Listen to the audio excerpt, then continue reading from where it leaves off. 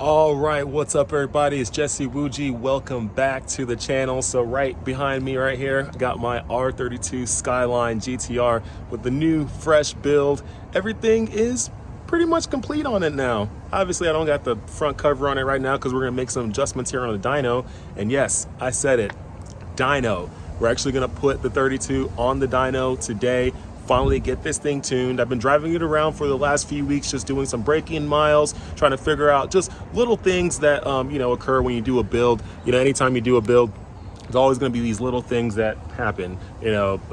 Screw is missing here, bolt's missing there, maybe a little leak here, maybe a little leak there. Little things happen. So I was doing the break-in miles over the last few weeks, trying to check on all that stuff to basically kind of get all that little stuff out of the way. Now that all that's finally done, I'm pretty sure it should be pretty good now. So now we can finally put it on the dyno and see what this thing will do. I'm at Animal Auto. Andrew Molina, he is the tuner here. He's been tuning RBs and other cars for a while, works for Haltech. I have a Haltech ECU in here, so it should be pretty simple for him to tune. He's tuned the car before. It ran well before when he tuned it, but I'm looking forward to it. Brand new fresh build. I got the single turbo 8374 Borg Warner single turbo built motor. Now it's still a 2.6. I still got the 2.6. I didn't go with like a 2.8 or RB30 or anything crazy like that. Still 2.6. I still got the stock block. It's an N1 block, but the internals like the rods, pistons, everything all forged, all new, all good stuff. Cams, I got the Tomei 262 cams now. So that's all great. Thing sounds amazing, runs great. Honestly, we're about to get it tuned, but this whole time it's been running actually pretty good. I haven't driven it hard at all because I haven't tuned it yet, so I didn't want to, do anything too crazy that might potentially hurt the motor. But just cruising around the city and stuff like that, cruise on the highway, drives really smooth, really great, sounds good. Hasn't been an issue. We've done a couple oil changes on this thing now. We don't see any metal or anything like that in the oil, so that's obviously a plus. But yeah, I'm just looking forward to getting this thing finally just tuned and where it should be.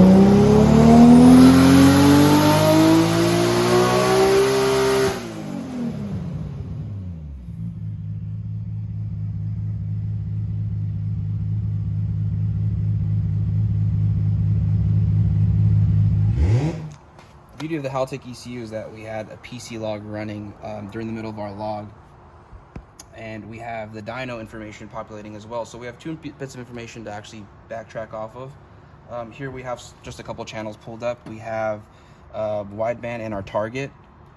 We could use this cursor to go by in a second base. We have our RPM here. That's going to be our track of the run. We start at say at this point 1500, and we take off all the way up to 8,000 RPM, 7,900, 7,950, and then I back off. How I know I back off is we'll pull up a channel. Let's get TPS. It's alphabetical order, throttle position sensor. Let's go ahead and grab it and overlay it over our RPM. And here we have our position. So it looks like here I gave it a little bit of throttle to get started, right? We took off. 100% throttle, I'm pinned. The dyno's holding me back at 1,500 RPM, then it takes off. Our RPM's tracing away, all the way up to 7,900. This line right here is my TPS. If you want, we'll change the color of it so we can kind of see what we're talking about. Let's make it green. So the green line is our throttle position sensor. I backed off as soon as we hit 7,900. Well, I held 7,900 for a second or so. Let's check the information of that run. We have injector duty cycle, which looks like we hit a total of 68%, 79% duty cycle max. 70% duty cycle, I'm sorry. And our fuel pressure did start to fall off a little bit, but it could have been boost pressure. We'll track that right now. looks like our fuel pressure is at 55 psi and it's staying rock solid at 55 psi, and it drops down to 48.7. But that could also be correlated with map sensor. So if we look at our map, looks like we had a solid 17 pounds of boost, 17.6 pounds of boost, and that looks like that kicked in pretty strong at 5,000, and it stayed at 17, 18 pounds of boost all the way till the end. So the pressure did drop off a pound. We're pretty much almost at the limit of the single fuel pump, and 70% due to cycle of this injector. A little bit left in the injector, almost out of pressure, so about time for another pump. Our lambda was beautiful. Here we have our target, and then we have our actual lambda. Let's make the colors a little bit more apparent. We'll use red as our target, and we'll make blue our target. We'll use red. We'll use red as our target, and we'll use blue as our actual lambda. So we took off on our run, 100% throttle. It took off. It tracked okay. Boost, full boost. Right here, we're at 17 psi, and I'm asking of a 11.6, and it looks like we're getting an exact 11.6. The whole run up till the end where it starts to richen up a little bit, and that could also be because I'm holding it pinned at 8,000 RPMs. I could also take a little bit of VE out of the table up there, but I'll probably let that be due to the fact that it's going to be like a cooling thing, and I doubt you're going to really sit at 8,000 RPMs pinned for a while, but it's there. The data is beautiful. Any other information I would want to see, I can see right here. Ignition angle, we can see our I don't have any O2 correction because we're not using the O2 control, because I am the tuner, not the O2 per se at the moment. Anything we really want to see, we can see oil temperature, we can see water temperature. We want to see water temperature along the way to see how hot the engine got. Let's take a quick gander. So let's look for coolant temperature sensor. Let's overlay it on top of this one. Looks like it stayed at a rock solid 165 degrees the whole run, and picked up 1 degree Fahrenheit towards the end. Not bad, looking pretty good. Air temperature, let's take a look at this intercooler. Wow, so it's a little heat sucked because we've been tuning, but 134s, and it's staying pretty rock solid. Not the most quick responding air temperature sensor, but fair to say accurate. The better channel to actually monitor would be calculated air temperature sensor, calculated air temperature value, but this does give us some good insight and to when to start to pull trims for ignition based off of air temperature. Everything's looking pretty good, Jesse. 604 wheel horsepower and 468 torque, and a pretty hefty power band. I think you should be pretty happy with this. Yeah.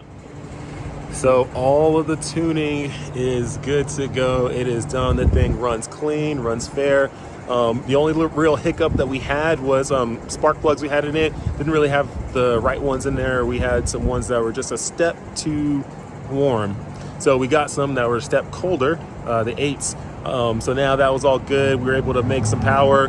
Ended up making 600 to the hub.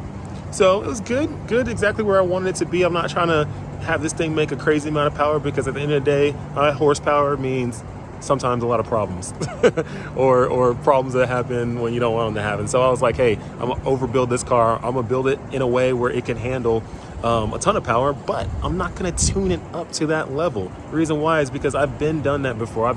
I've been down the 1,000 horsepower route before with other cars, and it's all cool to say you have 1,000 horsepower or 800, 900, whatever.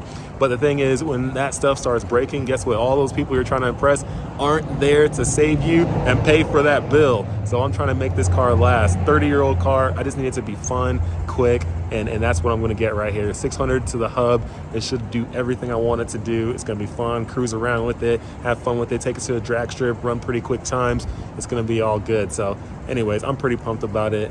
It's good. If I ever want to increase, I can just get, bigger injectors and stuff like that and do a couple other little things, and then we can increase the power. But right now I am golden. I got other cars that are really fast that I can really turn the heat up on. So anyways, thanks for tuning in. Stay tuned for the next video.